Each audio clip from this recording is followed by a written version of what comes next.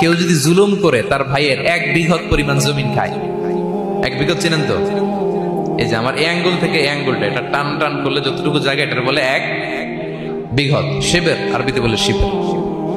হ্যাঁ, মান যালামা কিদা শিবের। বিষ্ণু বলেন এই 1 শিবের 1 বিঘত জমি যদি কেউ অন্যায়ভাবে জুলুম করে তার ভাইয়ের কাছ থেকে খায়, কিয়ামতের দিন তুবিকা আলাইহি 7 আরাদিন, এই 7 জমিনকে আল্লাহ তাআলা তার ঘাড়ে চাপাবে। খা এবার, খা। অন্যের জমি খাওয়ার এত শখ ছিল, এবার 7 জমিন ঘাড়ে কর।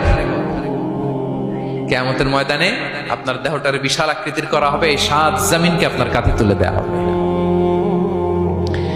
এজন্য আমরা অন্যের রাইটস, অধিকার যেন নষ্ট না করি, কারো উপর যেন জুলুম না করি, কোনোভাবেই না। আমরা নানাভাবে এই জুলুমটা করি। আমরা প্রায় দাদার সম্পত্তি থেকে ফুফুদেরকে বঞ্চিত করি, বাবার সম্পদ থেকে বোনদেরকে বঞ্চিত করি। হ্যাঁ, নিজের ভাই আরেক ভাইকে, আপন ভাই ভাইকে বঞ্চিত করে, জুলুম করে। এরকম দৃশ্যপট আমাদের সমাজে আছে না নাই বলেন তো?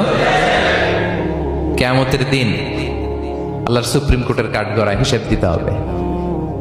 আর এই জালিমদেরকে আল্লাহ তাআলা পছন্দ করেন না। এবং সবচেয়ে ভয়ঙ্কর ব্যাপার হচ্ছে, আপনি যখন কারোর উপর জুলুম করেন, ওই মাজলুম আর আল্লাহর মাঝখানে কোনো ফারাক থাকে না।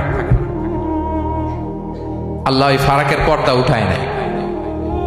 বিষ্ণুই বলেন ইত্তাকি দাওয়াতাল মাজলুম, তোমরা মজলুমের বদদোয়াকে ভয় করো, খবরদার। কারণ ফাইন্না লাইসা বাইনাহু ওয়া বাইনাল্লাহি হিজাব, তার আর আল্লাহর মাঝে কোনো পর্দা থাকে না। দোয়া করলেই ওটা আরশে যেয়ে কবুল হয়ে যায়।